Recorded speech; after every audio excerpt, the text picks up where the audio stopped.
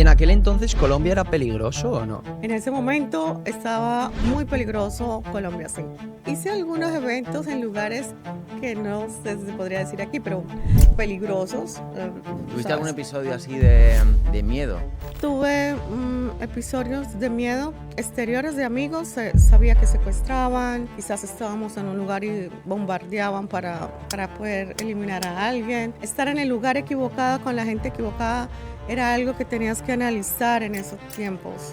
Os mudasteis a Miami, se os estaba yendo bastante bien, erais multimillonarios, pero de ahí a pasar a esto hay un trecho bastante grande, que supongo que hay muchas ventas de relojes. Hay muchas ventas de Hulot. Entonces, claro, habéis pasado de ser unas personas que os va muy bien a ser unas personas extremadamente ricas. En esos años de explote, de riqueza masiva, ¿cuánto llegasteis a facturar en total? Siempre era ambiciosa, siempre me trataba de rodearme de gente que me llevara a otro nivel. No me gustaba estar con gente loser, gente perezosa. ¿Cuál fue la cantidad más grande que te compraron de una vez? Un lugar que era bien, estaba lleno de gente, una mezcla de todos, enemigos de amigos. Ese día vendí hasta para un bebé de 6 meses, no sé, la gente estaba muy loca. Le vendí un reloj de carrera y carrera lleno de diamantitos y perlitas. Ese reloj solamente había costado en ese entonces como $10 para un bebé. Marta, antes de entrar ya en tema y conocerte, ¿cuánto vale esta casa? Y te podría decir que estamos arriba de los... Yo en los últimos 4 años he pasado por un proceso de crecimiento personal muy importante. Y Afganistán y pasar a Birmania. Ya un minutito de vuestra vida, si os ha tenido que replantear cualquier cosa, cualquier concepto con Trippers, ya estamos agradecidos de por vida por Trippers.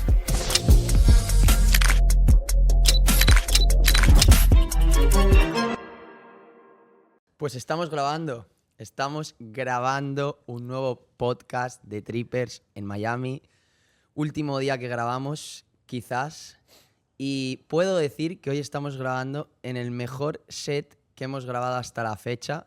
Cada vez subimos el nivel, cada vez conocemos a gente más interesante. Y yo creo que con este set sí que os tenéis que suscribir ya. Aquí no llega todo el mundo, aquí llega solo gente que se mueve y le pone ganas. Es gratis, nos apoyáis y nos motiváis a seguir grabando con gente tan increíble como la señora, la mujer tan elegante que tenemos enfrente de nosotros, la dueña de esta casa, que es la casa más bonita en la que he estado sin ninguna duda. Gracias. A nivel decorativo me parece increíble. Marta, muchísimas gracias por estar en Trippers. Gracias a ti por invitarme. Bueno, por recibirnos aquí en tu casa. Un placer. Intentamos otro día Siempre. grabar aquí, no fue posible por circunstancias ajenas a nuestra voluntad. Pero hoy por fin hemos cuadrado todo perfecto, tenemos el mejor plano de la historia de YouTube. Sí, yo creo. sí, sí. Creo que tienes el mejor plano de la historia de YouTube. El plan de Dios es perfecto. El plan es perfecto, totalmente. Así es. Oye, Bien una bueno, pregunta, ayuda. Marta, antes de entrar ya en tema y conocerte, ¿cuánto vale esta casa? ¿Cuánto vale esta casa? ¿O qué valor puede tener una casa así? Para la gente de nuestra audiencia que diga, ¿qué casa más bonita? Bueno, estamos en un área muy privilegiada. Uh-huh. Es el Gables de Miami, de la Florida. Es un área, como puedes ver, completamente llena de naturaleza, oasis y gente con recursos muy altos. ¿Qué te puedo decir? Depende de cómo esté el mercado el día de hoy, pero es creo que el área y las propiedades han estado subiendo. Ha venido a vivir gente muy importante en este tipo de propiedades y te podría decir que estamos arriba de los 30, mi casa 35, 40, depende. 35, 40 Depende de millones. cómo amanezca el mercado hoy o mañana. 35, 40 millones de Pero dólares. Se hay dice casas pronto. de 100 millones, de 80. Acabo de escuchar que The Weeknd compró su casa casi en 55. Los de Roy Weekend. Williams de Londres también. Ujú. ¿Quién más vive por aquí? The Weeknd. Robbie Anthony vivía Williams, por aquí, Marc ¿no? Anthony era mi vecino aquí al frente. O sea, la casa que vemos de fondo era de Marc Anthony. Exacto, correcto. Qué casa más bonita también. Sí. Impresionante. Es muy linda esta área, sí. ¿Y cómo te sientes vivir en un entorno así? ¿Siempre has vivido en un entorno tan increíble? ¿Desde que naciste has tenido estos lujos o no? Nací en un lugar muy lindo, Colombia, mi país, y sí crecí en un entorno natural. No tan grande como ahora, porque esto prácticamente lo hemos crecido con mi esposo, mi ex esposo, mi familia, pero sí crecí en un entorno muy natural. Vale. Ujú. Pero en un entorno también de abundancia económica, o sea, tu familia tenía recursos, etcétera, o Mi no? familia era o es familia de trabajadora, como la mayoría en Colombia, clase media, trabajadores, papá militar, madre bacterióloga, ahora es también abogada. Casi toda la familia mía en mi entorno profesionales, dedicados a la salud, abogados eh, tengo familia que trabaja en el gobierno, doctores, Un poco de todo. un poco de todo, sí. Pero nunca a este nivel. A este nivel sí tuve algunos tíos, sí. Ajá. Sí, sí, que ya están arriba en el cielo, pero sí. Increíble. Básicamente fue una niñez feliz, podría decirlo. Hasta donde mi padre estuvo, claro. Crecí en un ambiente, somos 4 mujeres, todas mujeres en casa. Yo soy la mayor, por lo tanto tenía mucha responsabilidad cargada sobre mis hombros, porque tenía un padre como militar y una madre súper estricta, donde casi cada vez que tenían un hijo creían que iban a ser un niño, pero nunca se dio. Entonces siempre me decía, tú eres la mayor, tú eres la responsable. Claro. De ahí nació en mí el deseo de superarme, de salir un poco de casa y dejar que mi mamá y mi papá fueran los responsables de su familia. Y básicamente mi niñez empezó cuando fui teenager a hacer eventos, fui mis juventud en ¿En un pueblo serio? llamado Santander, en Bucaramanga, a los 16 años. Gané este premio y esto me abrió las puertas para empezar a hacer modelaje. Hice algunos comerciales de joyas, de relojes, en este entonces de joyerías locales de mi país. Trabajé con marcas como Coca-Cola, joyerías como el Palacio de la Esmeralda, promocionaba café, etcétera. Lo que podía hacer en ese tiempo ¿Y y a en qué esa edad esto?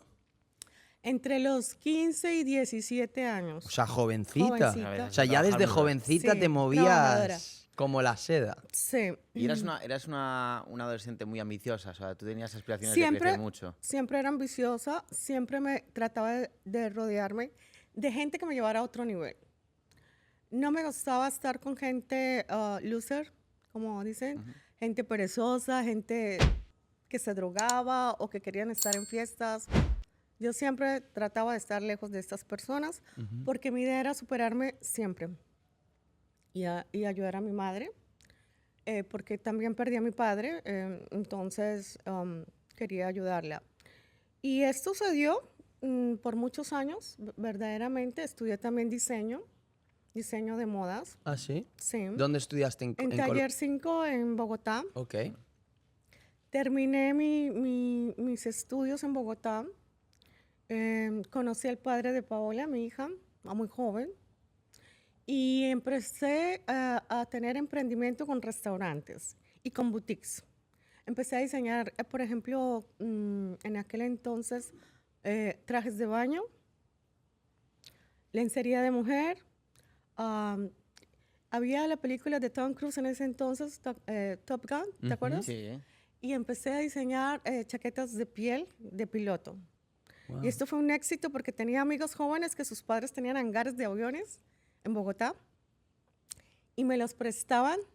Entonces yo me ideaba a hacer desfiles de trajes de baño y a la vez con chicos con chaquetas de piloto y era un éxito, vendía como loco. ¿En serio? Sí. Y así fui ahorrando y aportando.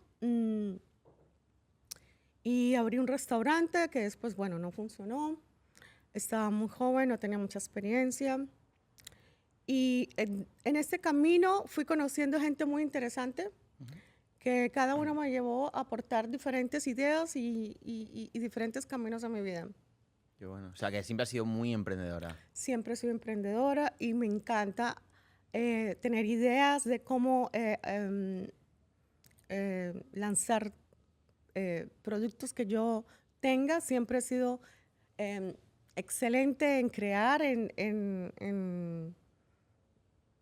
hacer lanzamientos, en vender.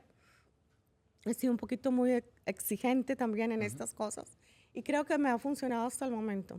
Y en ese momento que estabas empezando con tus emprendimientos, creando las chaquetas de cuero de Top Gun, ahí ya conociste a tu primer marido, el padre de tu hija, Ahí estaba con el padre. que de ya mi te hija. casaste con él, imagino.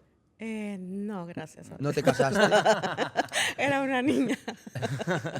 Entonces, No me casé con él, pero sí tratamos de vivir juntos, pero éramos 2 niños. claro. Éramos 2 niños con una niña. Y en ese momento, todos los emprendimientos que tú hacías con una hija joven, una niña, ¿lo hacías tú sola o lo hacías con él?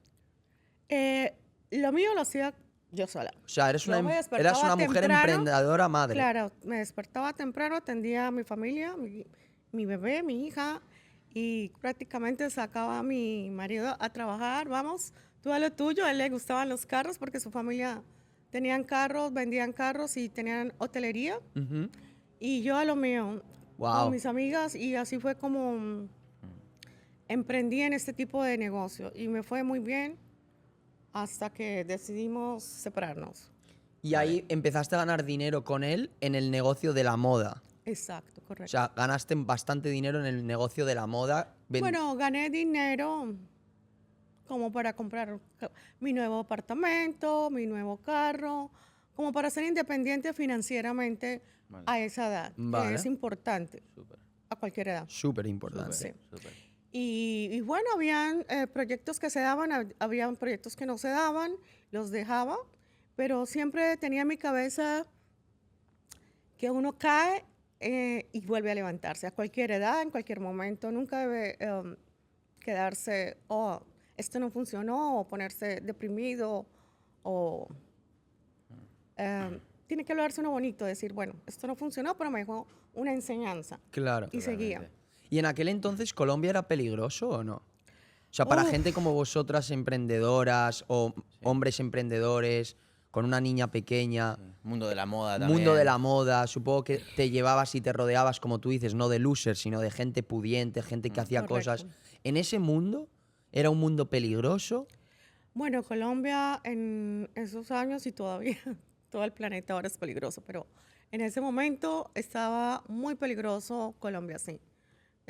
Teníamos violencia de todo tipo, la guerrilla, narcotráfico que todavía existe, corrupción política, de todo, gente buena, gente mala, pero sobre todo más gente buena, gracias a Dios. tú ¿Tuviste algún sabes. episodio así de miedo? Tuve episodios de miedo exteriores de amigos. Sabía que secuestraban, quizás estábamos en un lugar y bombardeaban para poder eliminar a alguien. Crecí con esos miedos de subirme en un avión y que de pronto explotara porque alguien iba ahí incorrectamente. Estar en el lugar equivocado con la gente equivocada era algo que tenías que analizar en esos tiempos si querías vivir mucho tiempo. Claro. Porque había gente, hombres en esa época que si querían una niña hermosa, la querían y la tenían como fuese. Entonces, Y hacían lo que fuese por lo que tenerte. fuese. Te obligaban, básicamente, Básicamente, entonces yo trataba de estar fuera de ese radar. de ese mundo. Y eso supongo que te forja mucho el carácter, ¿no? Al final, para Claro. aguantar en un mundo tan peligroso tienes que tener mucho carácter y hacerte muy fuerte por dentro, ¿no? Más siendo una Sí. hija. Te hace carácter, te enseña a elegir los amigos y también a ser cuidadoso de ti, ¿no? De saber con quién estás, con quién trabajas, con quién avanzas, porque a la verdad, en esa época, como en todas ahora, tú no sabes realmente con quien estás a veces Claro. rodeada. Sea o no sea peligrosa la persona, cualquiera puede ser una persona Total. de cuidarse. Y Marta, una Totalmente. cosa, has dicho que es muy importante para ti el tema de que pues, cuando te caes, volver a levantarte, tener una actitud positiva, siempre pensar que pues, un fracaso, entre comillas, pues, puede ser un aprendizaje que te haga llegar a un objetivo incluso mejor en el futuro. Claro. Me gustaría hablar un poquito de eso, porque sí que has comentado que has tenido varios emprendimientos, unos te han Sí. ido bien, otros te han ido no tan bien. Exacto. Y supongo que esos que no te han ido tan bien te han puesto en situaciones que supongo que serán difíciles. Y más imaginado teniendo una hija o una familia que a lo mejor mantener. ¿Cuál ha sido, tú dirías, el momento más difícil de tu vida? He tenido varios. Perder a mi papá es uno de los más difíciles. Pero, ¿de qué tipo de dificultad estamos hablando? Bueno, de a lo mejor que no te salga bien un proyecto, que te encuentres sin dinero y sin posibilidad de alimentar a tu familia. En ese caso, ¿a ti te pasa alguna vez o no? Sí, me he tenido episodios fuertes, fuertísimos, y fueron hace más bien poco, pero sí he tenido episodios en mi vida bastante fuertes y decepcionantes, sobre todo con la persona con la que tú has crecido, has creado una familia, has crecido financieramente, has ayudado, has aportado. Sí, he tenido fuertísima decepción y momentos bien, bien difíciles que no se los desearía a ninguna mujer o a ninguna niña o a ningún niño. Claro. Yo además pienso, siempre lo digo, que o sea, un emprendedor como que se forja a nivel, al final te buscas tú tus propias oportunidades, Claro. montas proyectos, creas oportunidades también por ti solo, pero siempre digo que no es lo mismo emprender en Madrid que emprender en Medellín. Porque yo siempre lo veo, por ejemplo, que llevo mucho tiempo en Estados Unidos y he conocido a muchos amigos latinoamericanos. Yo tengo muchos amigos latinoamericanos y Sí. siempre lo hablamos, que nosotros los españoles, gracias a Dios o por desgracia, siempre hemos crecido en una cuna de oro en términos de seguridad. Es muy seguro todo. Y nuestros amigos latinoamericanos tienen mucha más calle que nosotros. Exacto. Se nota que han sufrido mucho más, que hay mucha más violencia. Entonces tienen que ser mucho más astutos. Correcto. Tienen también esa maldad más desarrollada. Malicia indígena, decimos nosotros. Malicia Malicia indígena, porque indígena. al final necesitas esa maldad para sobrevivir, porque hay gente Correcto. muy mala. Y en tu caso, por ejemplo, seguramente toda esa parte de vivir en Colombia, esa inseguridad, te ha hecho mucho más astuta, te ha hecho mucho más pícara. Entonces, a la hora de negociar con gente que no ha vivido lo que tú has vivido o no ha vivido en la zona, en el país que tú has vivido, pues en las negociaciones te las comes o te los comes. Sabes por dónde ir, sabes por no dónde ir. ¿Tú has notado eso? He notado, he aprendido a hacer eso, porque ellos mismos hacen, ese tipo de gente hace lo mismo. Claro. Entonces aprendes, como dicen en España, a torear, ¿cierto? A Sí. torear, A Sí. torear, sí. balancear. Sí, he aprendido, claro, y más. Yo que crecí como hija, tú sabes, mayor, he tenido que aprender a torear este tipo de personas o a negociar todas Claro. las cosas que he hecho Ujú. para posesionarme de donde quiera estar. Sí, he Claro. aprendido. Y una pregunta. Yo siempre he tenido la imagen en Latinoamérica, de hecho, como ha dicho Alex, tenemos muchos amigos, hemos conocido mucha gente, y siempre lo que me han dicho, de hecho, mi novia es venezolana, y siempre me dice que en Latinoamérica las personas son mucho más machistas, que hay mucha más desigualdad en ese sentido, y que, claro, para una mujer emprendedora es incluso más complicado que, por ejemplo, en España, que está un poco más normalizado, el hecho de emprender, de que te traten de igual a igual. Entonces, tú, a lo Que largo te de tu respeten carrera... como mujer, ¿no? Claro, justo. ¿Tú has tenido problemas para hacerte realmente respetar como emprendedora, como empresaria a la hora de hacer negocios? Te voy a contar algo que me parece a mí más sorprendente. Desde que, como les conté antes, desde muy chica, la gente me veía como una emprendedora. Y conocí gente o hombres, por si lo estás diciendo, por el tema del machismo, que me apoyaron en Colombia. Me respetaron y me compraban los productos que yo estuviera vendiendo. Yo en Colombia conocí a mi esposo y ahí hice un emprendimiento de relojería para Colombia, empezando en Colombia. Esto después de separarte del de los Claro, coches. después de separarme de mi primer relación, porque realmente fue mi primera. Ujú. Eh, y yo aportaba y ayudaba a mi esposo, que era un hombre, que es un hombre europeo, inglés, suizo, que se supone que tiene una mente abierta, como dicen ustedes los europeos, tienen mayor Sí, somos más- suerte de... Y lo apoyé, fue como al contrario, lo apoyé demasiado. Nosotros los latinos, por alguna razón o defecto, nos gusta apoyar a los europeos, a los extranjeros, no sé por qué razón. Creo que eso está cambiando. Y esta gente o él llegan y ven estas niñas inocentes, con ganas de superarse. Uno ve a la gente, este tiene mucho mundo, tiene mucha cultura, más educación, qué sé yo. Habla 3 idiomas, 4 idiomas. Wow, tú los admiras y quieres llegar a ser como ellos, ¿verdad? Pero a veces ese tipo de personas, como casi todos los colonizadores, llegan a abusar de las niñas o a aprovecharse de esa inocencia. Y eso fue lo que me pasó a mí. Bueno, lo descubrí hace poco, pero sí.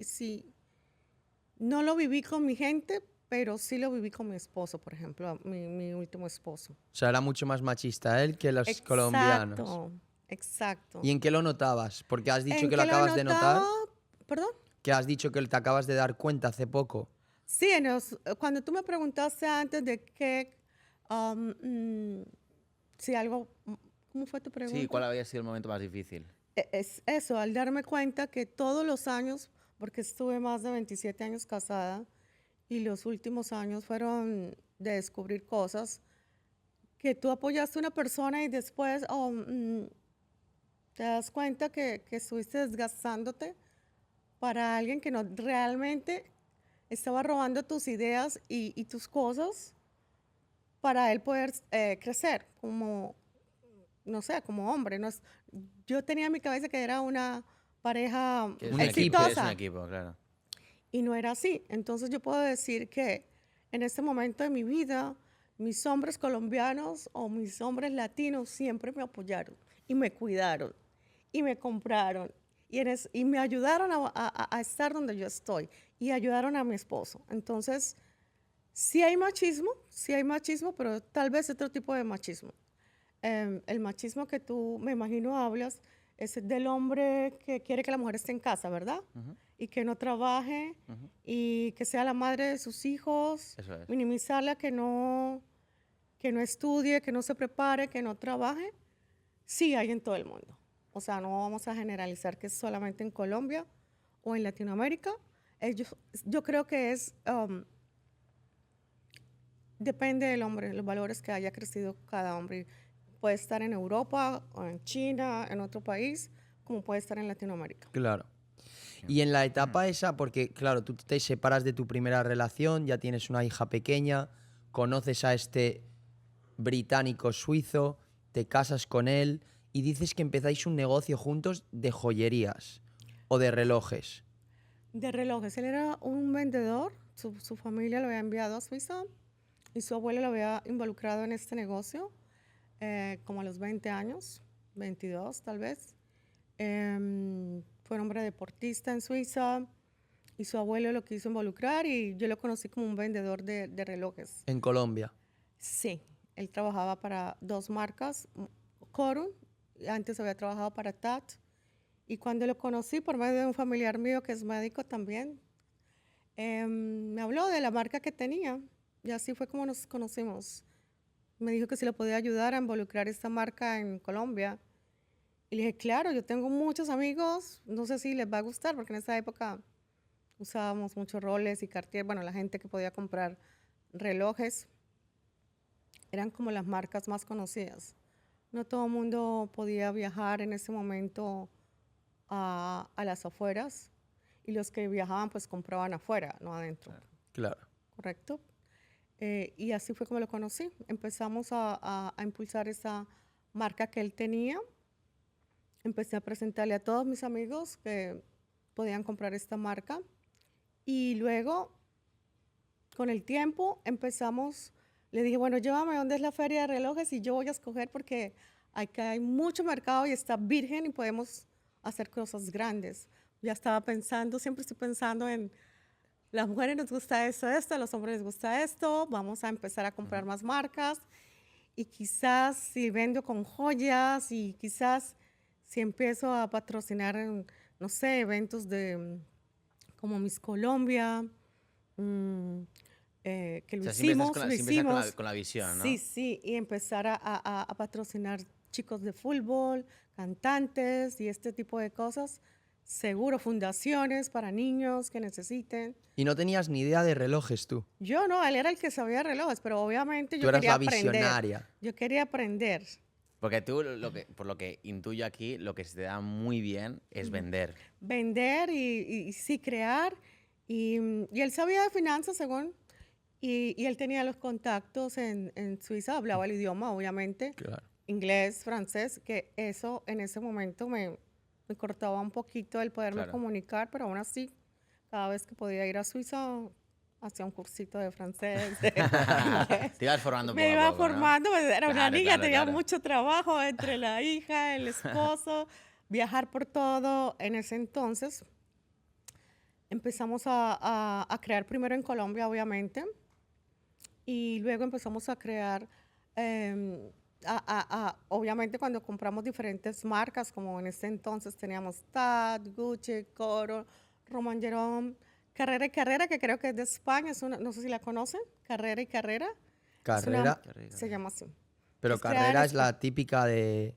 Son Carrera, joyas carrera y de. relojes, carrera y carrera, ¿En serio? y marroquinería, y son joyas especiales hechas como figuras de humanas, pero perfectas, las manos en miniatura, con piedras semipreciosas, a mí me encantaba. Vendimos muy bien, hicimos marroquinería, teníamos en el World Trade Center de Bogotá un showroom, pero también me gustaba crear ventas, porque en aquel entonces estábamos en guerras de, ya sabes, de gente súper peligrosa y había gente que le daba miedo ir a un mall a comprar, a un centro comercial. Entonces teníamos que ir a sus casas o a sus oficinas o hacer eventos muy privados para poder lanzar las marcas. Y aún así yo lo hacía de todas maneras.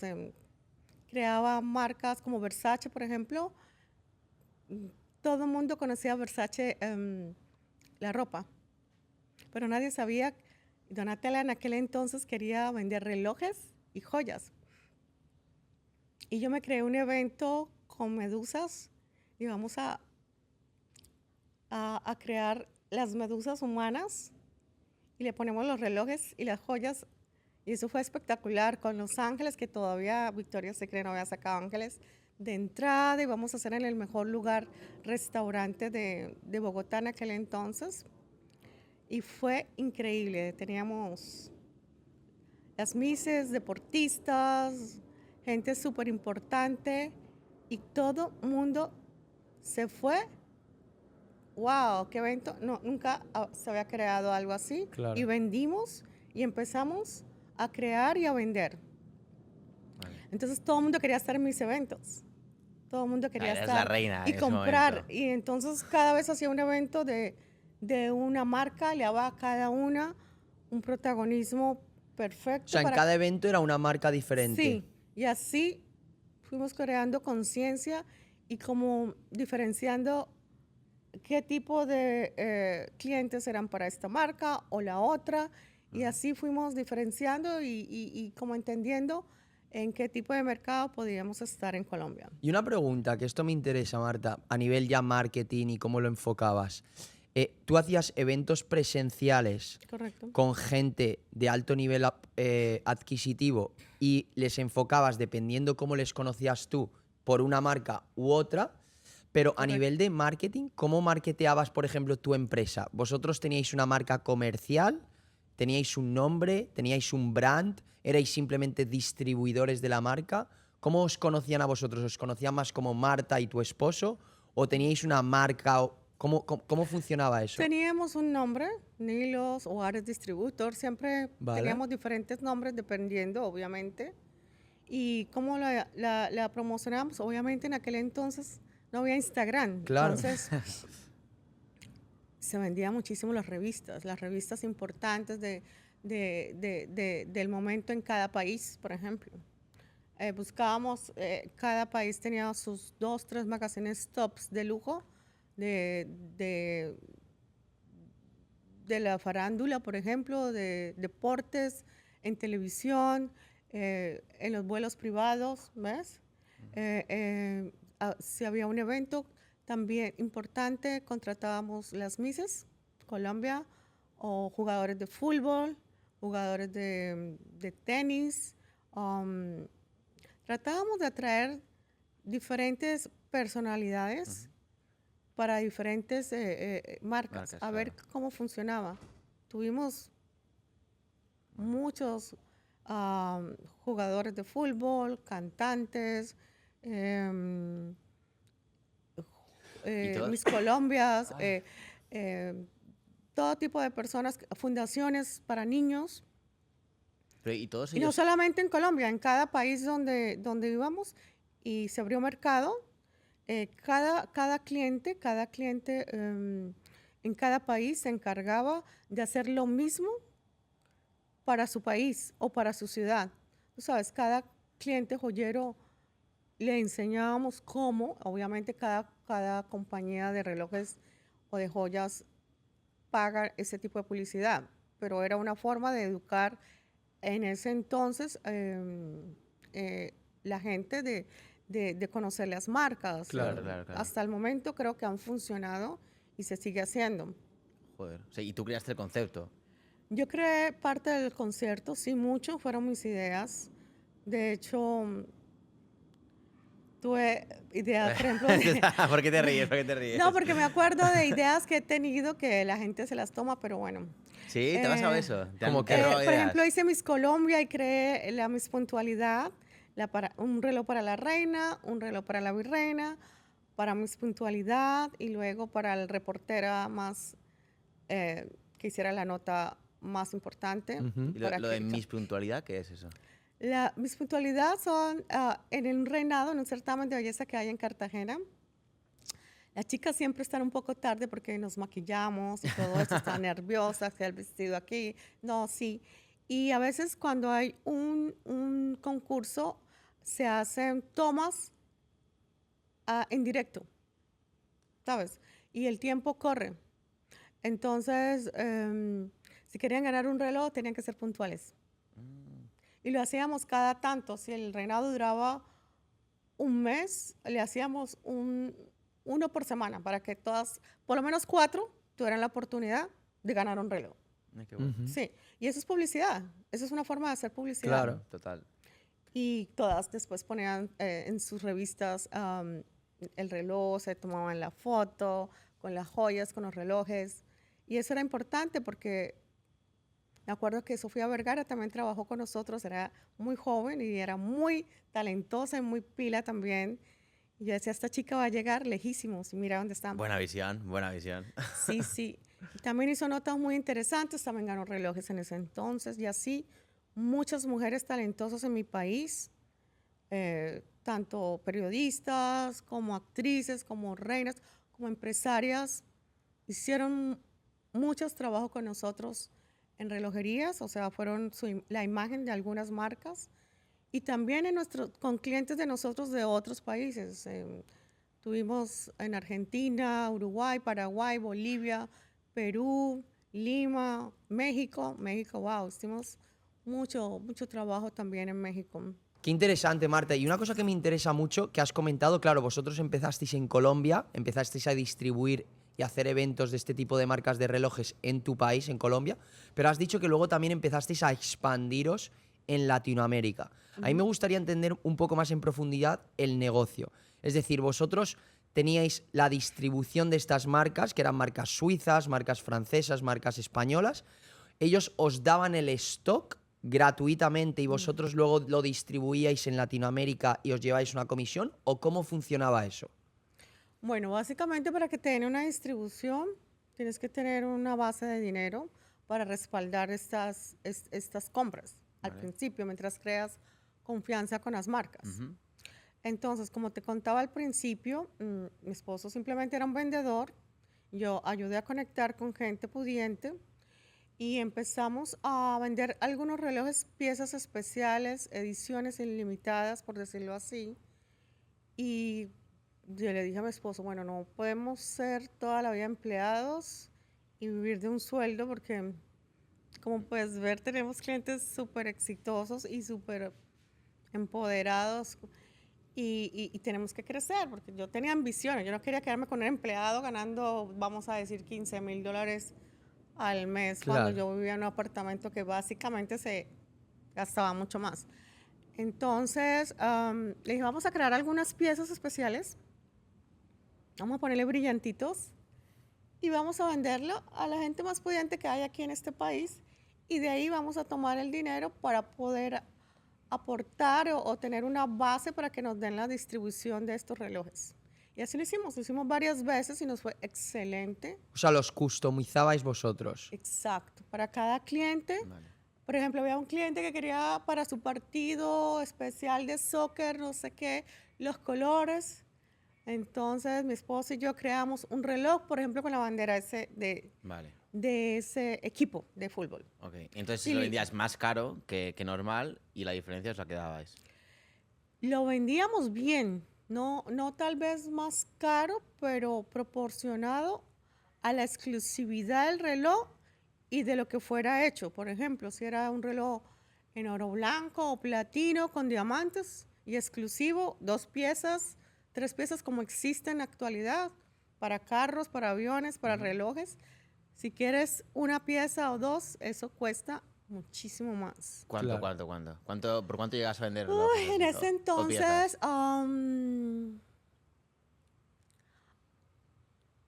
entonces, habían piezas de $500,000, por ejemplo. que Wow. era Y esto bastante. era en los 90. Los 90. En los 90, claro, Sí. que medio millón de los Sí, 90 porque es el ahora. reloj tenía bastante más. platino, baguettes, esmeraldas quizás, Wow. dependiendo de la bandera de cada Ostras. país, Y una de pregunta. cada equipo. Marta, ¿y vosotros, o sea, en un año así normal, que os iba bien, cuánto podíais ganar? ¿Cuánto dinero estabais ganando con esto? En aquel entonces, ¿eh? Que todavía no estamos en ese momento haciendo las customizaciones. Yo creo que podíamos ganar más de, no el primer año, pero tal vez el tercer año. Podíamos ganar 2 millones, 1,5 millones, bien trabajando esforzosamente, Sí, sí, haciendo claro. piezas especiales. Si ganábamos, obviamente hay que pagar comisiones, viajes, sacar toda la publicidad, etcétera. Pero sí, podíamos ganar en ese entonces esa cantidad de dinero. Claro. Y con más o esa menos. cantidad de dinero lo que os permitió es luego negociar con las marcas y decir, Correcto, quiero ser representante, quiero ser distribuidor de vuestras marcas. Claro, correcto, sí. En ese entonces, tú para tener una franquicia o una representación tienes que tener un dinero para dejarlo obviamente como garantía. Y para pedir ciertas piezas de dinero, cantidades de relojes de cada marca, obviamente tienes que dejar garantía de tu Sí, sí. mercadería, por decirlo así. Y sí, lo empezamos a hacer así y empezamos a quedar muy bien y las marcas empezaron a darnos las representaciones de cada marca que escogíamos en ese momento. Ujú. Y cada año, pues obviamente hay una feria en Basilea, en Suiza, que en ese entonces era en Suiza, ahora se hacen en México, se hacen en Miami, ahora está más versátil las ferias. Antes era en Basel solamente, ahora hacen Ginebra, hacen muchos lugares. Claro. Pero en aquel entonces, obviamente, invitábamos a los clientes de Latinoamérica y también a gente pudiente y trabajadora. Los joyeros generalmente están rodeados de sus clientes de cada Claro. ciudad, cada Sí. país, qué sé yo.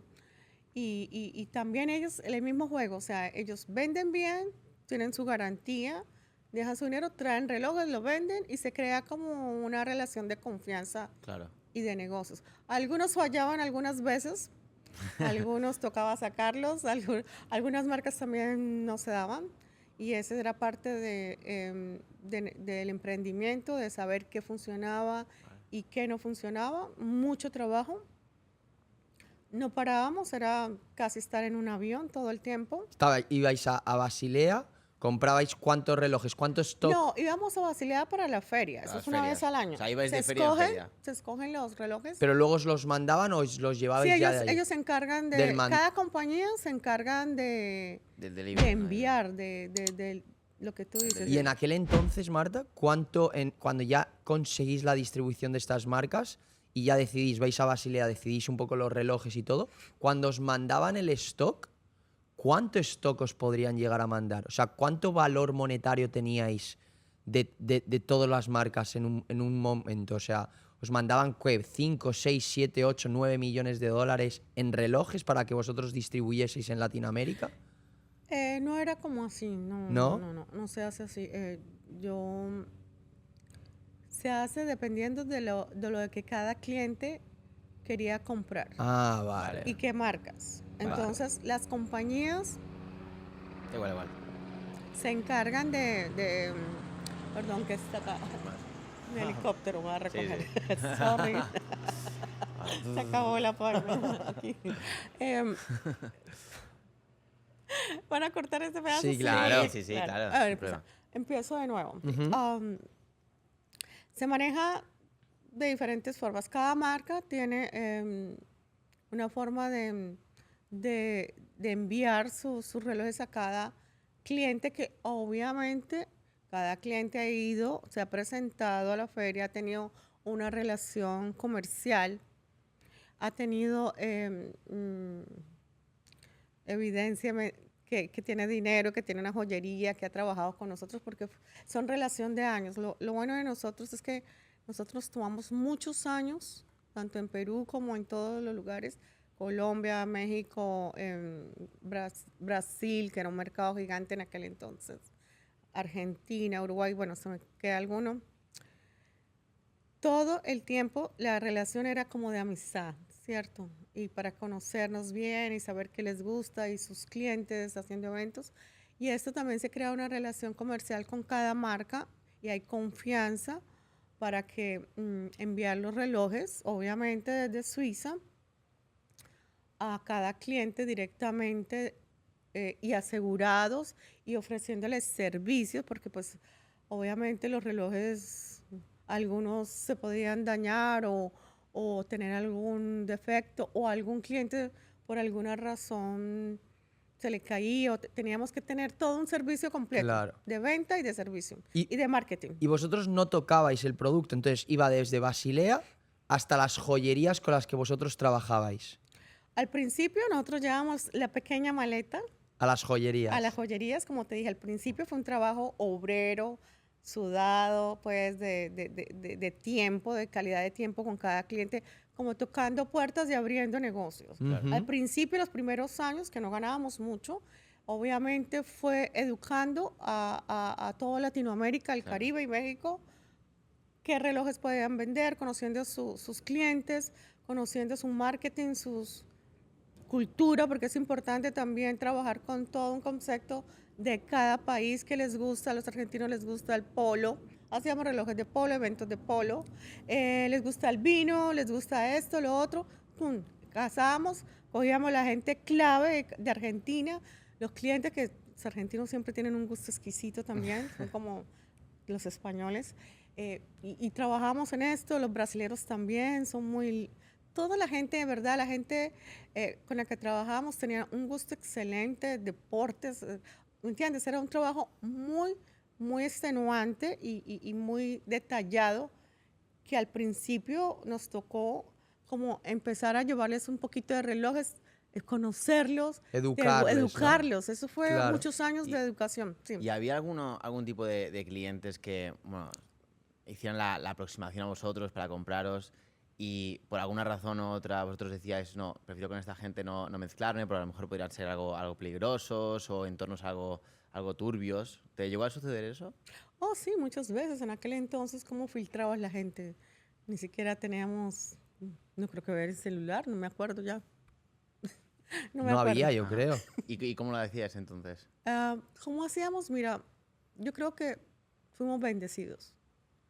Sí conocimos, obviamente, gente, porque como preguntas de las personas, ¿qué haces si viven en unas mansiones o tienen el dinero para comprarse los relojes que quieren o van a las tiendas de nuestros amigos a comprar Porsche, Mercedes, Ferraris, barcos y ellos le venden?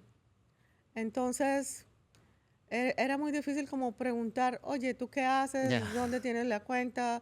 Estaba comprando un reloj por medio de sus personas que trabajan todo legal, entonces hacíamos las ventas legalmente. Sí, conocimos, o se supone que había gente extraña, y no solamente en Colombia y Latinoamérica, en todo el mundo. Claro. Claro. Entonces era muy difícil como filtrar quién es exacto. Uno sabía que podría Claro. ser este personaje, pero cómo lo No, filtras. pregúntale, Usted pregúntale. sí, a usted no. Yo creo Claro. que hasta peligroso. Mejor Oye, no pero- preguntar. Mejor no preguntar y vender, y pues eran cosas que se hacían legalmente a veces. Claro. Sí, pero sí, había mucha gente que compraba relojes increíbles. Mucho. O mandaban a hacer relojes increíbles, o también exigían que el reloj tenía que andar, o tenía que estar a veces al tiempo que querían. Y cuando mandabas cuando ibas tú con los maletines, ¿te pasó de ir a los maletines, o sea, con los maletines a alguna casa, a algún cliente un poco sketchy, tú con el maletín y decir, uy, ¿dónde me estoy metiendo? Estoy en un sitio que no debería estar. Sí. ¿Te fui. pasó? Sí, me pasó varias veces, sí, me pasó. ¿En serio? ¿Dónde? Bueno, hice algunos eventos en lugares que no sé si se podría decir aquí, pero peligrosos. Por ejemplo, en las minas de esmeraldas de mi país. Ujú.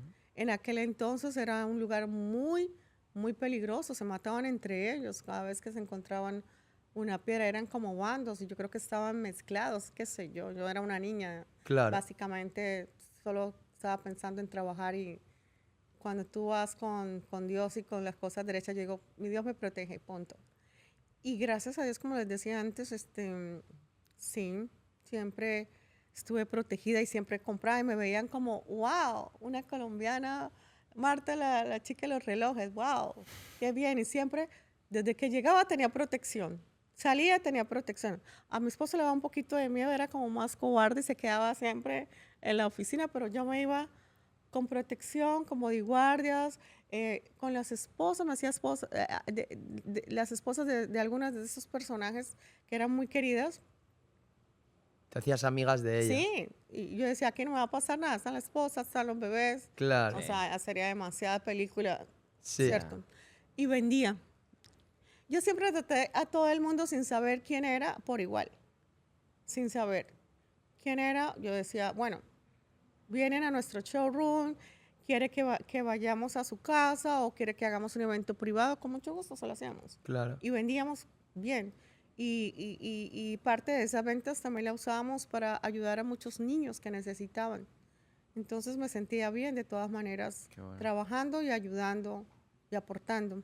Qué ¿Cuál bueno. fue el momento que, o sea, la venta más grande que hiciste? De decir, fui a esta casa o fui a este showroom el cliente y me compró, no sé, ¿cuál fue la cantidad más grande que te compraron de Fue una un vez? lugar que era bien, estaba lleno de gente, una mezcla de todos, enemigos de amigos.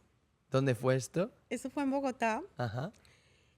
Y era como un domingo cuando tú puedes visitar a estas personas. Y había ido porque una amiga mía que había sido Miss Colombia, no Miss Colombia, había sido una Mix, me llevó, me dijo, Marta, vamos a ir ahí, te quieren comprar unos relojes, ¿quieres ir? ¿Te sientes con confianza? Y yo, bueno, sí, si tú vas, si está tu esposo ahí, yo voy. Y yo, Dios mío, La estoy viendo venir ya. ¿Dónde me estoy que el metiendo? éxito y las ganas de salir adelante no me dejen aquí. Y fui. Y todos me compraron. Todos los que Todos estaban me ahí. compraron. Todos. Tenía miedo porque había un vendedor de ellos previo ahí mirando y observándome con esa cara de envidia, como de maldad. Esta Sí, me está chica se quitando el está mercado. llevando, sí. Mm. pero aún así me lo gané a él. Y le vendiste a él también. Le vendí, le que cuando quisiera ir a la oficina, que con mucho gusto yo le conseguía Todo. mejores precios, mejor Claro. todo. Claro, bien. ¿Cuánto Porque vendiste uno no ese debe día? ser avaricio, sabes que hay para Sí, todos. Sí, no, todo. 100%. Pero ese día vendí hasta para un bebé de 6 meses. No sé, la gente estaba muy loca. Le vendí un reloj de carrera y carrera lleno de diamantitos y perlitas. Ese reloj solamente había costado en ese entonces como $200,000 Ostras. para un bebé. O sea que en total. A la esposa quería otro, al esposo quería otro, el amigo. Ese día yo creo que vendí 3 millones fácil. Madre 3 millones de mía. dólares Sí. en un día En un vendiendo día. relojes. ¿Y de Ajá, eso profit fue- cuánto es eso para ti?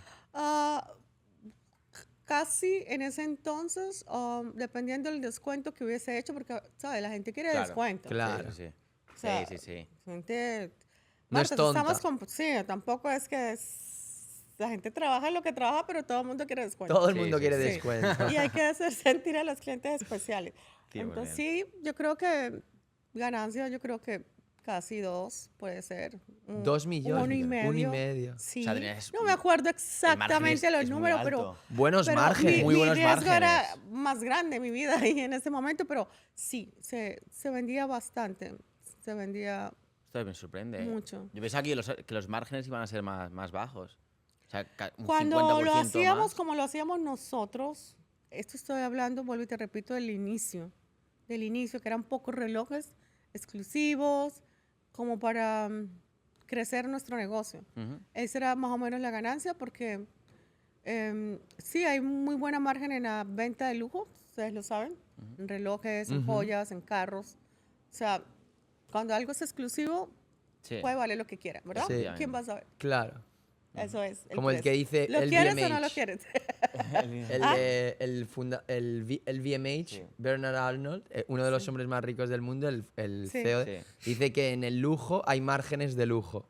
Sí, Eso es. exacto. Totalmente. Y en esa época creamos ese tipo de lujo, Ajá. que había gente que no podía viajar por X o Y razón, entonces nosotros le dábamos la oportunidad de llevarle este tipo de lujo a sus oficinas o a su casa o a un Claro. evento especial y lo vendíamos, o sea, era así.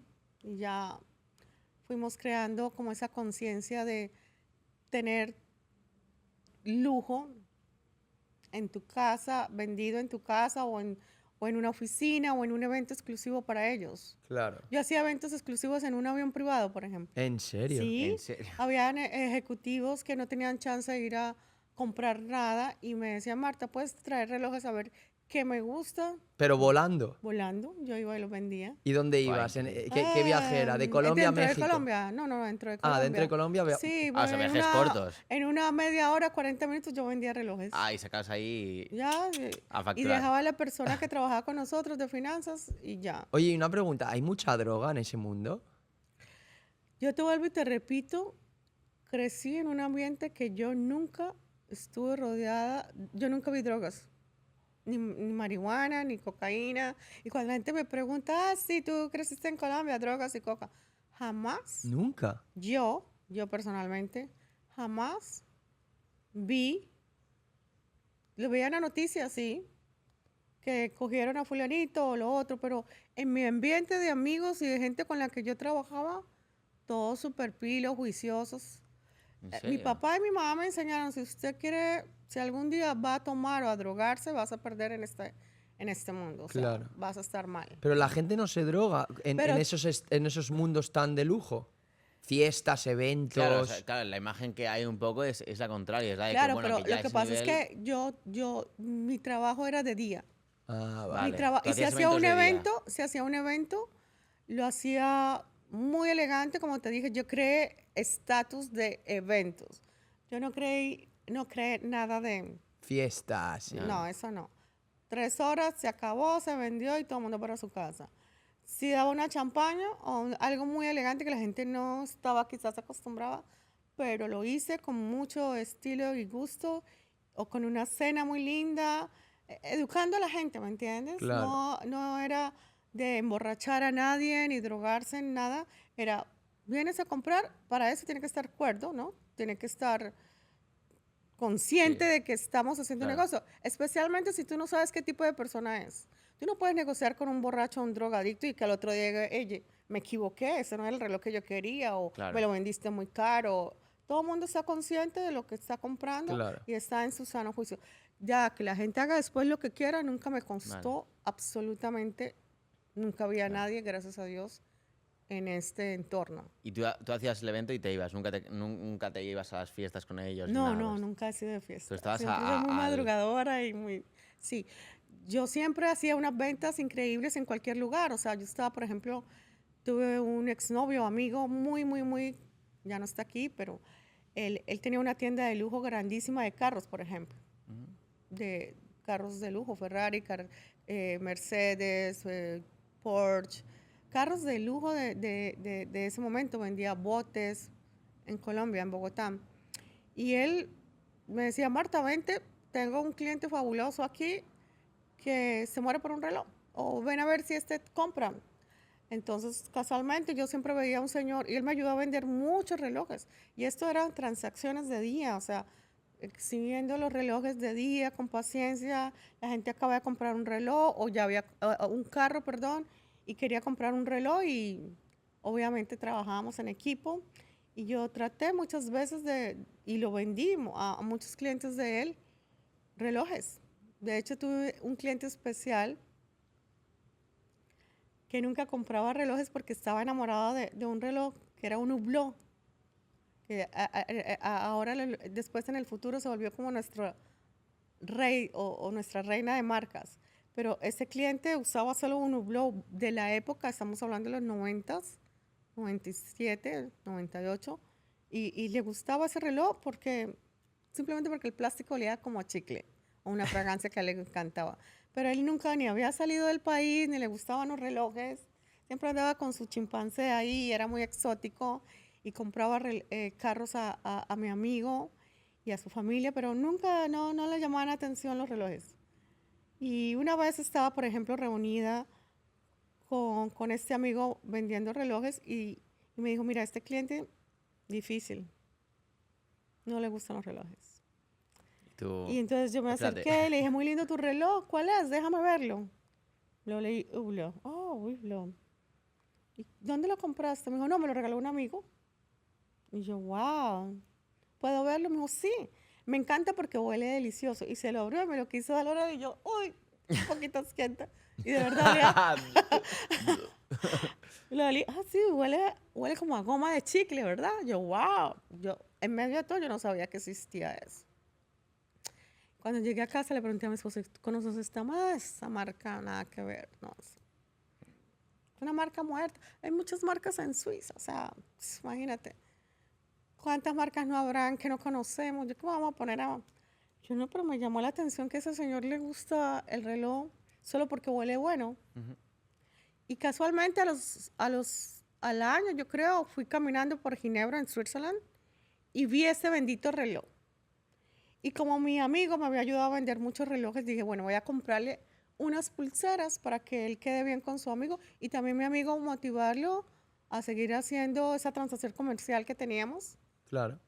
Porque ayúdame y ayúdate, ¿no? Obviamente. Dice, nos ayudamos todos y lo hice más por esa razón en ese momento.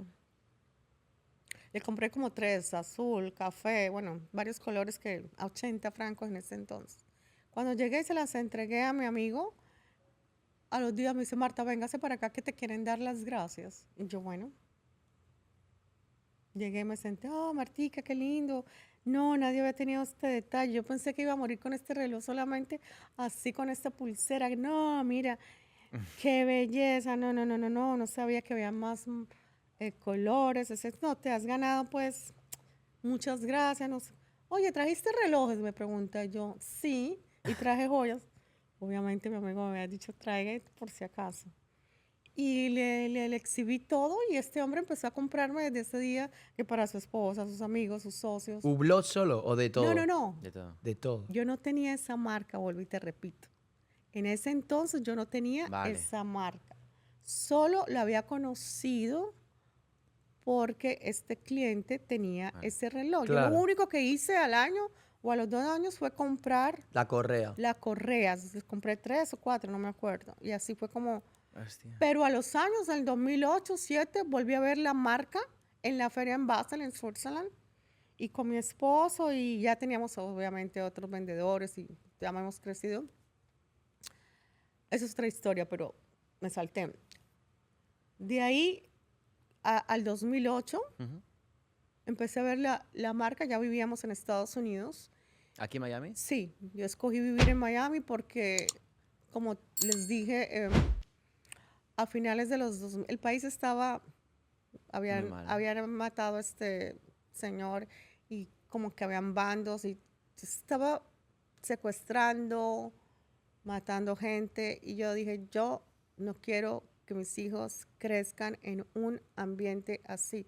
Sobre todo porque viajaba ya más, ya tenía la oportunidad de viajar con mi esposo a Europa, a Suiza, y estar en medio de todo tan tranquilo, Claro.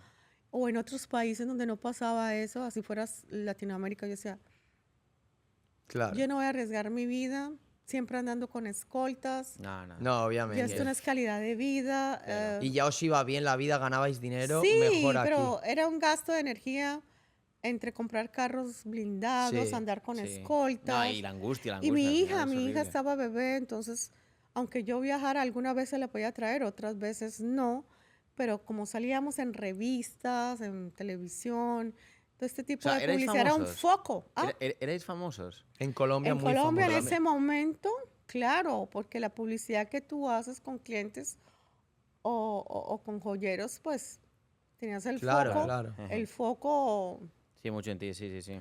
y ya había gente que nos quería secuestrar, a mí y a mi niña. O sea, de hecho, lo supimos de mano. Y dije, no, dije a mi esposo, vámonos de aquí. Yo no quiero que mi hija le pueda pasar algo, y andar con escoltas. Yo ya no confiaba ni en los escoltas. Uno nunca sabe, cualquier persona se puede vender por cualquier cosa. No era vida. Empecé a tener como ansiedad. Dije, yo quiero vivir en un lugar donde pueda estar tranquila. Claro. Mi esposo, pero ¿a dónde vamos a vivir? Nos toca irnos a vivir a Suiza. Yo no voy a Suiza, no voy a vivir. Yo sí me encanta Suiza, la adoro. La gente es Pero muy tampoco tanto. cuadrada. Sí, compramos una casita y todo, y de hecho cada verano íbamos o cada tanto, y porque las compañías y las fábricas están allá, Claro. los representantes están ahí. Pero yo dije, no, yo soy tropical girl, yo Me voy para amo Miami. el calor, amo las flores, amo lo grande, yo quiero vivir en Miami. Es el centro para todo. Estamos cerca de México, el Caribe, toda Latinoamérica. Mucha gente se había ido de mi país para acá, se habían venido aquí, bueno, y a Europa, precisamente por eso, por la violencia. Entonces, yo creo que me siento bien aquí. Mi esposo, pero tenemos que empezar otra vez de cero. Pues empezamos. Ahí es cuando te digo, el emprendimiento, no tener miedo. Y pues empezamos de cero, ¿qué importa? Si lo hicimos allá, lo hacemos en cualquier parte. Eso es. A mí no me da miedo. ¿Y dónde os mudasteis la primera vez? Cuando vivimos acá, Sí. nosotros empezamos, yo tenía un amigo que estaba construyendo edificios, ya está también aquí en Miami. Hizo el Bentley Bay, el edificio Bentley Bay de Sí. la playa, pero también tenía el hotel Bentley en la playa. Entonces yo le dije, vamos primero, nos quedamos en la playa, y vamos a ver qué nos gusta, porque realmente no conocíamos ni él ni yo bien, o sea, veníamos siempre de vacaciones, pero no es lo mismo. Claro, Hay mucha gente que todavía viene aquí y piensa que en Miami solamente es South Beach. claro. Y se van con esa mentalidad, ay, qué feo, no, esto está lleno. Ya. No. Mira, hay Claro. mucho más en toda la Florida. Estados Unidos es muy lindo, la Sí. verdad. Sí. Entonces yo me fui a vivir ahí al penthouse de ese hotel, Bentley Bay. Y casualmente conocimos al dueño, Ricardo, me acuerdo, italiano. Y era el primer edificio de lujo que a mí me llamó la atención porque era un edificio con nombre de un carro, ¿ves? No Ah. existía en ese entonces Claro. nada, si se pone a analizar. Yo, Bentley, yo decía, me encanta el Bentley, ¡ay! Está muy lindo. Y conocí al dueño. O sea, alquilabais el apartamento. Sí, alquilé el penthouse de ese hotel. ¿Cuánto os valía? Del hotel. ¿Cuántos valía en aquel entonces un alquiler del penthouse ahí? No me acuerdo, pero era bastante. Yo Bastante, creo ¿no? que $300, no sé. No tengo memoria para ese tipo No, de detalles. $300 Pero al te voy mes. a decir una cosa. Es que me hice amiga del dueño del hotel y nos dejó vivir 3 meses Gratis. porque le regalé un reloj. ¿Ves? Y empezó a comprarme relojes. Y le dije a mi Cliente. esposo, este es el lugar. Claro. Yo quiero vivir aquí. Entonces, y aparte, él nos vendió una propiedad en el Bentley, que es un apartamento que está en la bahía, mirando hacia Star Island. Ajá. Cuando vayas, tiene la forma de un velero.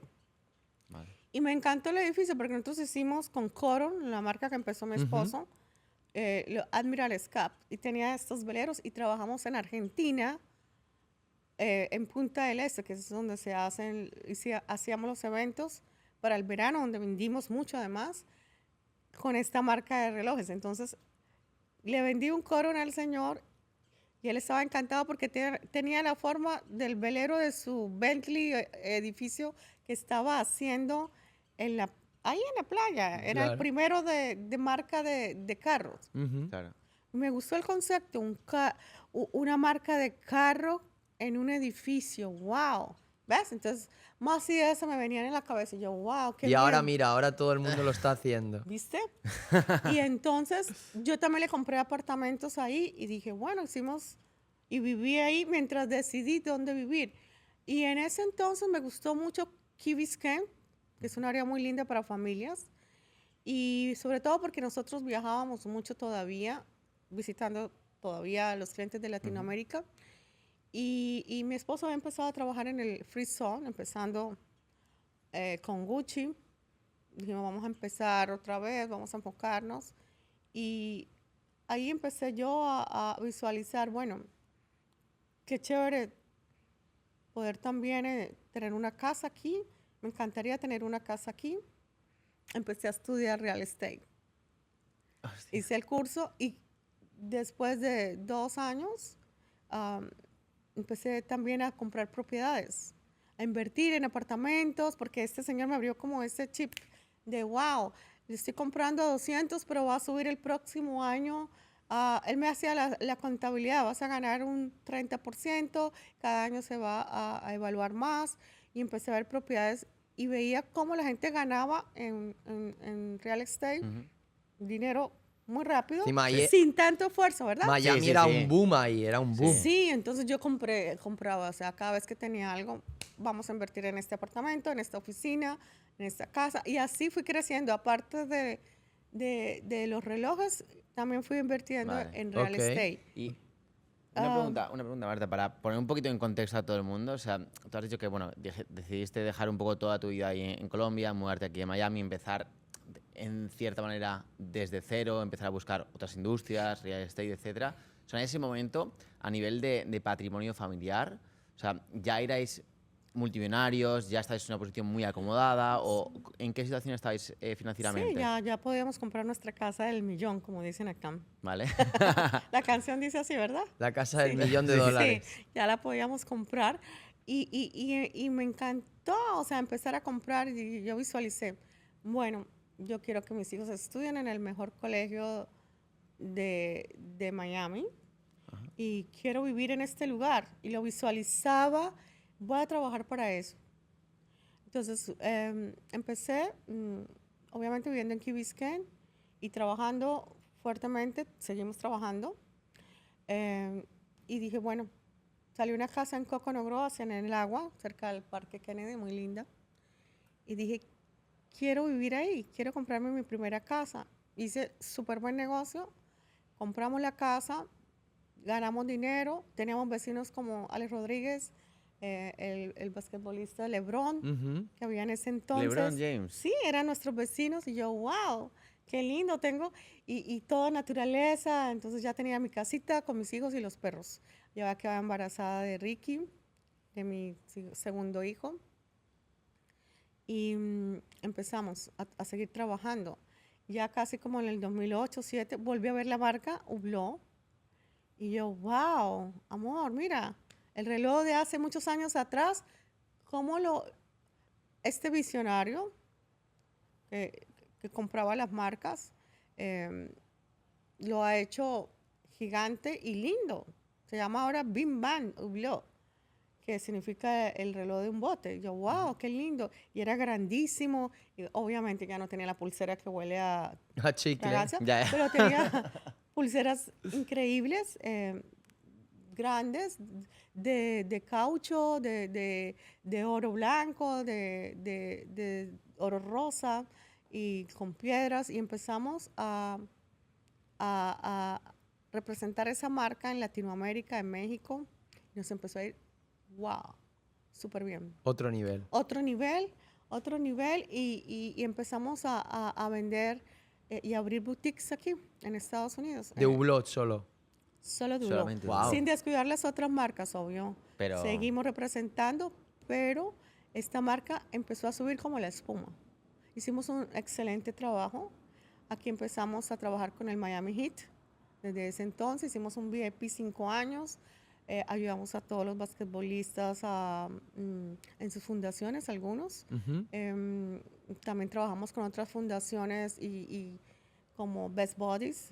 Y siempre se hacían eventos gigantes donde habían 2.000, 3.000 personas. El Miami Heat, 10.000 personas. Y el que comprara un Hublot en ese día se ganaba una vuelta en un bote espectacular. Wow. Y creamos otra vez para arriba y empezamos ya en otro tipo de nivel. Y a todos nuestros clientes de Latinoamérica vendían, y hacíamos las fiestas más increíbles en cada país, aquí en Miami, en cada boutique que se abría, porque abrimos en Bar Harbor, en Design District, Las Vegas, en Orlando, en el Caribe.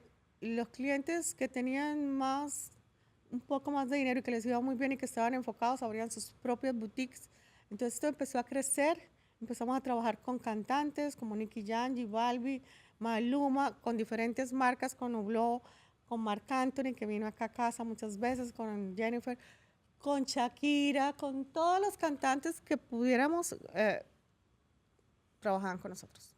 O sea, os montasteis una empresa enorme de Hublot. Sí, crecimos y ellos hicieron excelente trabajo. También tenían pelea, hicimos los mundiales, viajamos a Brasil para el mundial. ¿En serio? Estaba Maradona, en ese entonces estaban Sí, los dos sí, sí. vivos, se Sí. usaban de a 2 relojes.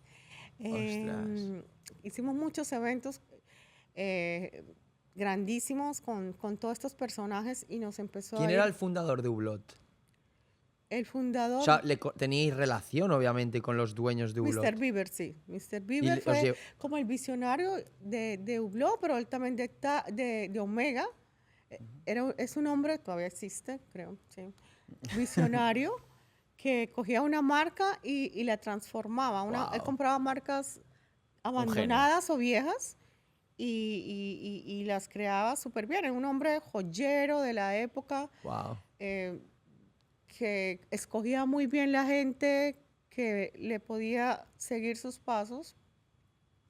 Y así como hizo Omega, después Hublot y ahora creo que tiene su propia marca, pero así fue como se creó Hublot y todo Latinoamérica fue un boom espectacular e incluso acá en Estados Unidos también el trabajo que hicimos, obviamente después de todo ese trabajo se vendió al grupo Louis Vuitton hace como más de 10 años aproximadamente, se vendió a ese grupo, pero antes de eso nosotros abrimos las boutiques, dejamos todo el camino organizado para esta gente. Y la última evento que tuvimos con ellos fue en el Mundial de Rusia, que preparamos con Pelé algunas promociones Joder. y luego empezó a patrocinar los eventos de la Copa Mundial, ¿lo han visto? ustedes? Claro, sí, claro. sí. Fútbol, sí. Y ahí se hicieron muchos eventos con todos los clientes no solo de Latinoamérica, del Caribe y de México, sino de todo el mundo. Joder. Se hicieron grandísimos eventos, se vendieron piezas increíbles, ediciones limitadas, inventadas, no inventadas, clásicas, y se sacaron muchas colecciones que hasta el día de hoy se venden muy bien. Y Marta, una pregunta. A nivel empresarial, claro, o sea, vosotros distribuíais, erais los distribuidores oficiales de Hublot, tanto en Latinoamérica como en Estados Unidos. Claro. Pero a nivel empresarial, luego, ¿qué hicisteis? Porque, claro, erais multimillonarios, os iba bien la vida, pero ya con Hublot fuisteis Claro. al siguiente nivel.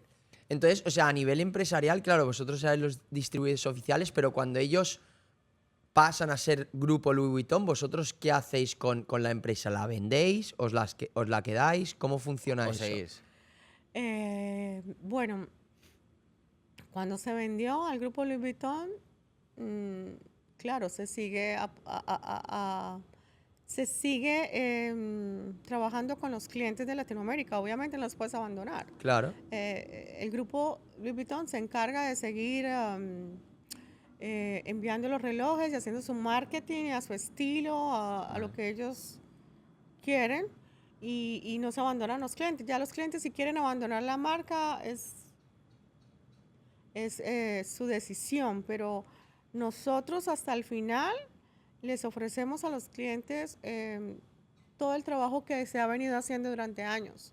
Ya si la gente quiere cambiar a otra marca o Claro, ahí ya. ahora el mercado ha crecido mucho, hay otras marcas, marcas de lujo. Entonces ellos se dedicaron a abrir boutiques. Cuando tú abres boutiques, entonces dejas que el cliente los clientes que no tienen boutiques en sus países están bien, pero cuando tú le montas a un cliente Ya. una boutique, destruyes el mercado de él. Tendrías que hacerle piezas especiales que se hicieron en su momento para que no se sintieran ofendidos, y también porque hay un mercado negro. Hay gente que compra relojes en Polonia o en otros países y los vende en Latinoamérica mucho más económico.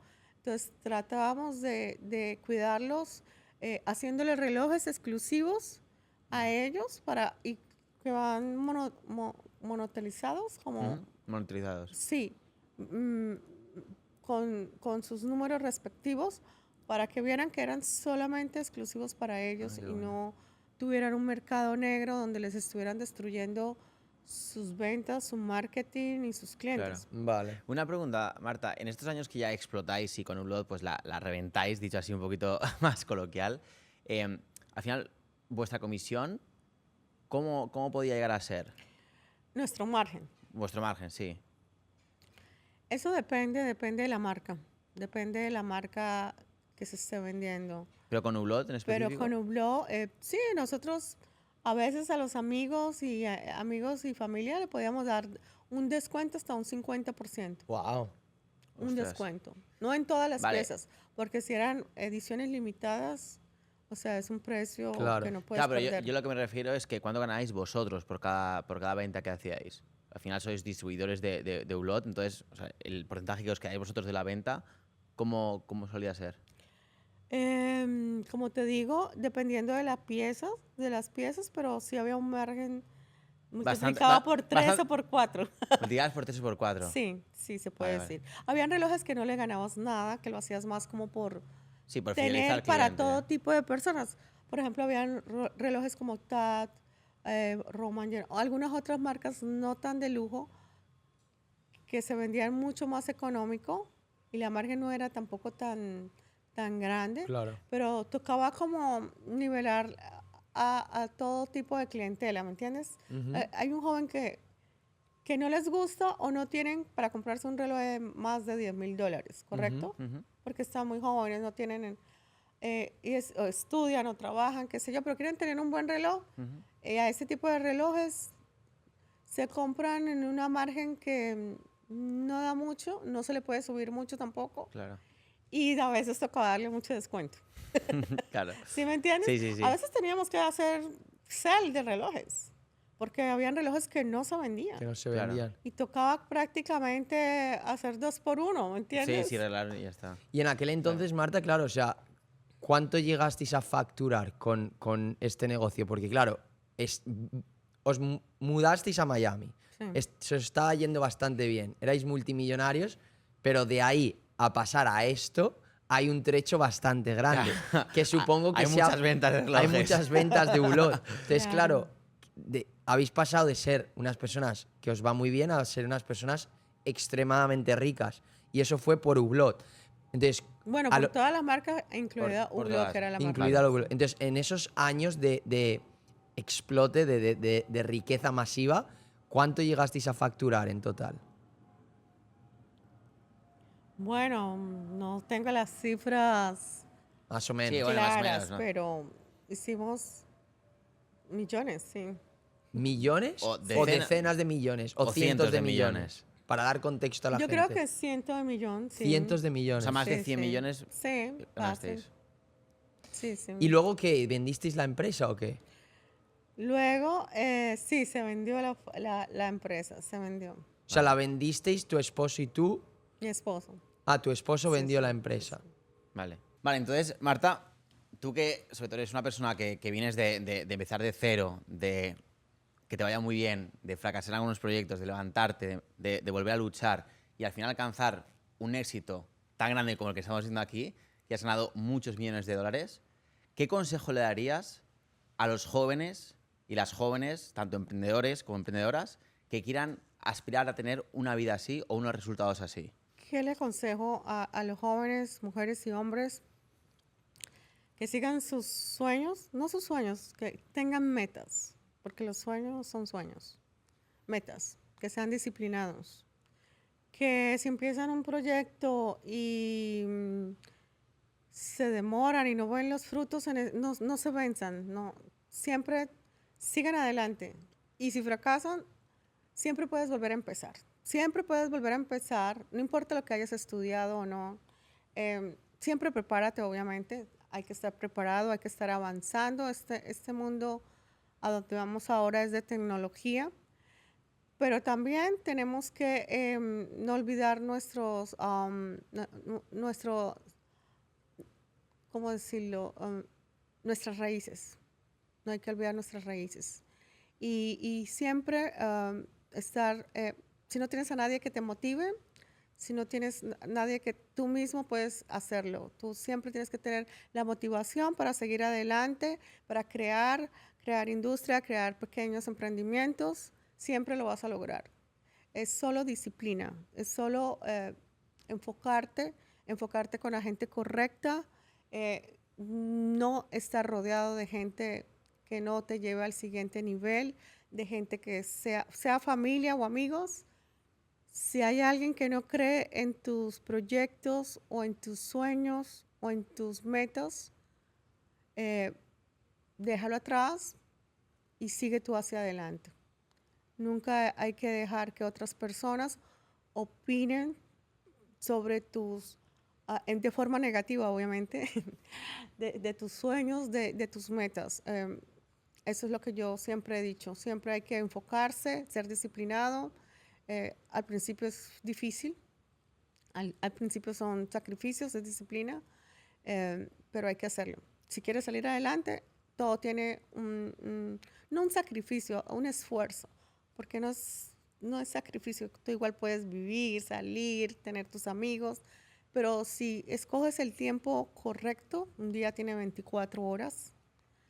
Si tú las divides en 8 horas cada uno, te va a dar tiempo suficiente para estar feliz contigo mismo, con tu familia y con tus proyectos. Qué bueno, qué buen bueno. mensaje. Oye, Martí, y ya para acabar la charla, a mí me gustaría saber, hemos conocido toda tu trayectoria, desde el inicio hasta el final, Ajá. lo que te llevó a estar viviendo ahora en una casa tan increíble como esta. Yo te quería preguntar, cuando una persona como tú lo ha conseguido absolutamente todo y todos los sueños a través de metas se han logrado, ¿ahora qué? ¿Cómo sigue? encuentras la felicidad? ¿Cómo encuentras la motivación? ¿Cómo te levantas todos los días A con las esas 5 de la ganas mañana, a que has las dicho. 5 de la mañana, como Sí, has sí, dicho? sí, sí. ¿Dónde te quieres ver en los siguientes 10 años? Bueno, sí, seguir activa es muy importante. Mira, de hecho, tengo un amigo que acaba de llegar a presentarme un proyecto espectacular de un casco. Imagínate, un casco para manejar una moto, una bicicleta, que te va a poder tener las luces atrás, como un carro. Vas a la derecha, a la izquierda. Ostras, ¿qué Ah, dices? ¿Ves? Si te caes, va a tener un GPS de saber dónde estás, etcétera. Va a venir una ambulancia, va a estar todo pagado. Y así viene mucha gente conmigo, porque es importante rodearse de gente que te lleve a otros niveles. Totalmente. Y cuando tú haces esto, te rodeas y atraes a ese tipo de personas. Entonces, tengo amigos que me Marta, vamos a hacer esto. Ellos también conocen a los deportistas, esto es para todo el mundo. Y si yo puedo seguir evolucionando y haciendo otras cosas, claro que me encanta. A mí me encanta la nueva tecnología, que es como el futuro. Me encanta la salud, la salud.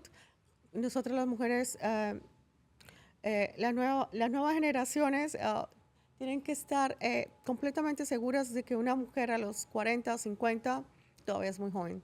Es muy joven si se cuida bien, si se alimenta bien, si consume productos saludables y si está rodeada de gente sana, siempre vas a verte por mucho tiempo joven. Entonces me gustan los business de salud, que también tengo algo para el futuro.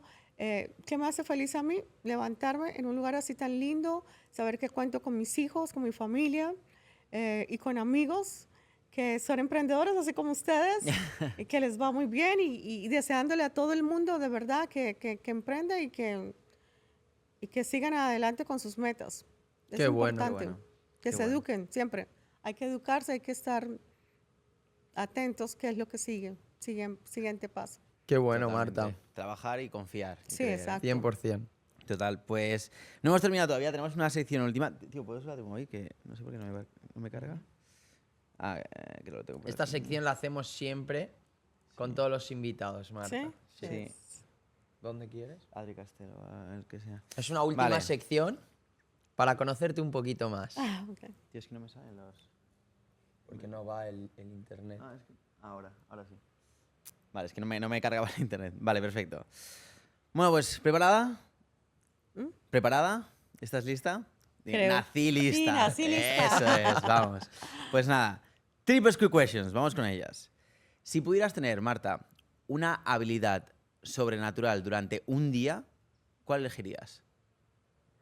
Hoy transportarme para escuchar a las personas o ver a mis hijos o a mi familia, Te para transformo. estar cerca de los que más amo. Esa es una buena startup, ¿eh? Es una Sí. buena idea de negocio. ¿eh? Sí. ¿Qué elegirías? ¿Saber la verdad absoluta sobre el pasado o sobre el futuro? El pasado ya pasó. Yo creo que en el futuro. ¿Te gustaría saber el Sí, futuro? el ¿Vale? futuro. ¿Vivir sin música o vivir sin libros? Amo la música. Y la música es como un libro para mí. ¿Vale? Un personaje histórico para tener una charla. Un personaje histórico para poner... Mandela, en Vale. África. Uf. Estuve ahí. Vale. Y me encantó todo el sacrificio que hizo por su gente. Qué bueno. Increíble. Qué bueno. Sí. Si tuvieras que haber nacido en un año diferente de la historia, ¿cuál elegirías?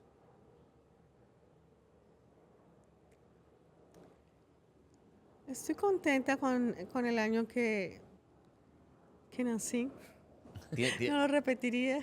No sé si lo repetiría en otra. ¿Qué otra época te gustaría haber vivido? O puede ser en el Oh. futuro, ¿eh? Puedes elegir el futuro. El futuro es incierto, pero Es incierto. Es muy sí incierto. es algo cada vez más. que me gustaría haber sido de siglos pasados, las guerreras que luchaban por sus tribus o su gente. Yo me Ahí. considero una guerrera, entonces ¿Vale? me hubiera gustado haber tenido historia de una de estas guerreras. Qué bueno. ¿Vale? Sí. Marta, ¿cuál es tu mayor virtud? Mi mayor virtud, yo creo que es creer en la gente. ¿Vale? ¿Y cuál es tu mayor defecto? Mi mayor defecto, impaciente. ¿Vale? ¿Tú crees que la raza humana va a seguir viva en 500 años? Yo creo que sí. De hecho, están tratando de que vivamos más de 100 años. Ujú. Entonces, yo creo que en 100 años van a inventarse otras 120. para vivir quizás más tiempo. No sé, pero es algo ¿Vale? tocaría volver a nacer y saber qué pasa. Total, ojalá. ¿Tú crees en la vida extraterrestre? Sí, seguro. ¿Sí? ¿Te llama la atención? ¿Irías un año a vivir a otro planeta inhabitado? Por supuesto. 100%, ¿no? Sí, Y les yo creo vendería que relojes. sí, yo creo que no estamos solos. imposible. Es muy Es- egoísta pensar Total, yo pienso igual. que somos los únicos. Total. Mi Dios ha creado este universo. Creo que serán diferentes o hasta no sé cómo serán. Serán mejores personas, no sé. No ¿Tú sé. prefieres saber cuándo vas a morir o cómo vas a morir? Uy, nunca trato de no pensar en la muerte, pero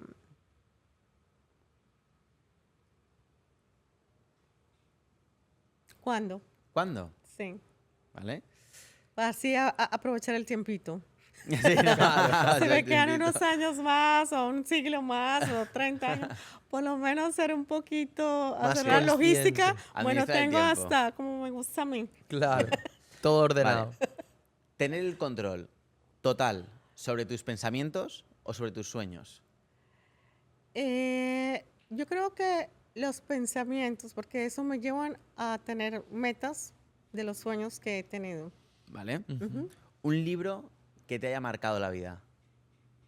¿Quién se llevó mi queso? ¿Quién se lleva mi queso? Vale. Y ya para terminar, como este podcast se llama Trippers Podcast, nos Sí. gustan mucho las historias, el tripeo, tripear, y tú has vivido muchísimas aventuras seguro. Queremos que nos cuentes el mayor trip que te has pegado en tu vida. El Una mayor anécdota viaje. así, una anécdota muy, muy, muy increíble que hayas vivido. El mayor viaje, como experiencia, Sí, con como experiencia, que me sí. haya marcado o Sí, algo una así. anécdota así Bueno, brutal. dos. Una con mis hijos, especialmente con mi hija, que estaba bien pequeña. Viajé a Colombia porque siempre me ha encantado viajar y las aventuras. Y me arriesgué a ir con 2 amigas y yo tuve a mi hija muy temprano, 18 años quizás, y quería ir al Pacífico en mi país, donde están los indígenas hermosos que viven en nuestros árboles. Hicimos una experiencia muy linda, pero yo llevaba una niña de 6 años caminándola por toda esa selva. Ostras. Oh, man. Y fue lindo porque ella pudo ver los indígenas y yo también al mismo tiempo.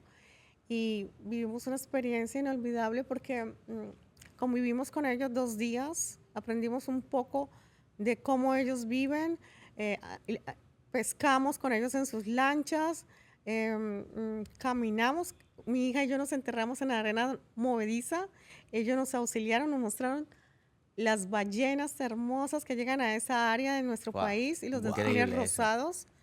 Brutal. Nos enseñaron a pescar, a cómo sobrevivir con el agua, cómo lo hacen ellos y cómo protegerse de la gente mala que llegan a invadirlos y a tratar de desaparecerlos.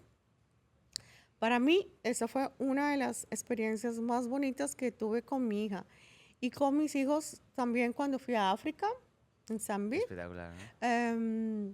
trabajando con ULO, obviamente, y con el grupo de Depeche Mode, que Ajá. ayudamos mucho para tener máquinas y sacar agua para ayudar a la gente que, Wow. que no tiene. Hicimos por varios años, de hecho hicimos una colección para ellos que se vendió muy bien. Pero una de las experiencias bonitas que tuve fue ir con mis hijos y enseñarles cómo lo lindo que es ayudar a las personas. Había una colonia, se dice, Ujú. Sí. un pequeño poblado de unas 1.500 personas, todas contaminadas con SIDA, que vivían en esta parte de África. Me encantó ver cómo tenían todo tan perfectamente limpio, sus bebés, sus camisas, todo. África, la verdad, la gente me encanta. Son muy organizados, muy limpios, donde quiera que vayas, las tribus, lo que sea. Y esta gente tenía ¿cómo le dice? Su comunidad Sí. organizada. Tenía el chico que estaba pendiente de los niños para el estudio, el de que se encargaba de la salud, el que mandaba o cuidaba a los niños cuando iban por agua, porque los animales se comen los niños. Claro. Por eso queríamos regalar estas máquinas Ah, qué para bueno, sacar qué agua. bueno. Y me encantó cómo entre ellos se cuidaban y cómo hacían diferentes increíbles estrategias para traer comida y agua para su comunidad. Wow. Y eso Brutal. a mí me dejó, wow, anonadada. Qué bueno. Que es lo más bonito de eso, la verdad. Pudimos ver cómo sacaban el agua con estas máquinas y cómo hicimos felices a 2.000 familias. Eso para mí fue una experiencia inolvidable. Qué bueno. Qué bueno, Marta. Pues Marta, yo te quiero agradecer por haber aceptado el podcast con nosotros. Ha sido una Gracias a historia usted. increíble. Brutal. Sí. Ayer estábamos hablando, tengo unas ganas de conocer la historia de Marta Sí. y ahora Sí, la hemos gracias. podido saber. Así que nada, espero que hayas estado cómoda. Sí, Sí, ¿te ha gustado la súper, sí, experiencia? Sí, me Sí. encantó. Has estado como en casa, ¿no? Sí, sí, sí, sí, sí, Como en el patio de tu casa. Como en el patio de tu Exacto. casa. Ustedes también. Sí, muy Nosotros cómodos. súper muy Aquí cómodos. el, Muy el cómodos. amigo. Así que nada. Chicos, por favor, suscribiros, apoyar el vídeo, muy importante. Creo que ha sido un podcast increíble. Y nada, nos vemos en el siguiente. Chao, chao. Chao, chao.